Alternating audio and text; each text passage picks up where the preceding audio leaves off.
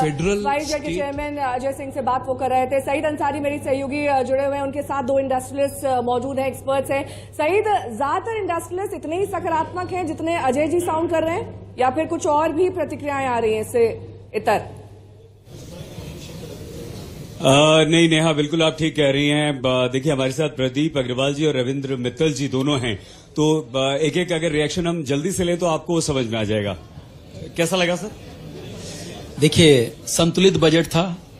मुझे थोड़ी सी उम्मीदें ज्यादा थी क्योंकि हमने प्री बजट भी बात की थी, लेकिन सबसे बड़ी बात क्या की गई है कि 2047 तक विकसित भारत की बात की गई है और खास करके रूरल एरियाज पर खास करके ध्यान दिया गया है। तो मुझे लगता है कि जो बजट है उसको एक विजनरी बजट की तरह देखना चाहिए, ये नहीं कि अभी शॉर्टर वे में क्या मिला। मुझे लगता है जो जुलाई वाला बजट होगा उसमें रियल एस्टेट के लिए कुछ बेहतर जी।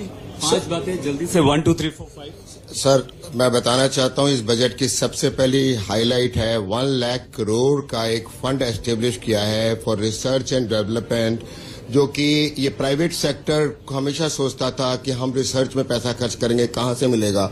ये बहुत बड़ा कदम है। दूसरा कदम जो मैं समझ सकता था, बहुत टाइम से जो था, रूफ टॉप में हमारा लोकल पे एनकरेजमेंट नहीं आ रहा था।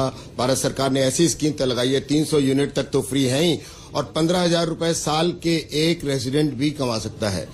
तीसरी सबसे इंपॉर्टेंट चीज जो मैंने देखी, जीडीपी जो 5.8% का एस्टिमेट था, now we are estimating at 5. दो बात आपको जो सबसे अच्छी लगी? मुझे एक तो जो इंफ्रास्ट्रक्चर के ऊपर पैसा अश्विनी जी, मैं मुझे लगता है उसके अंदर अश्विनी जी से मैं सवाल करना चाहूंगी यहाँ पर। अश्विनी जी, दो महत्वपूर्ण बातें। अजय जी इतने सकारात्मक साउंड कर रहे थे, लेकिन जो महत्वपूर्ण सबसे और कोहरे की दृष्टि से कैट 3B जिसकी लगा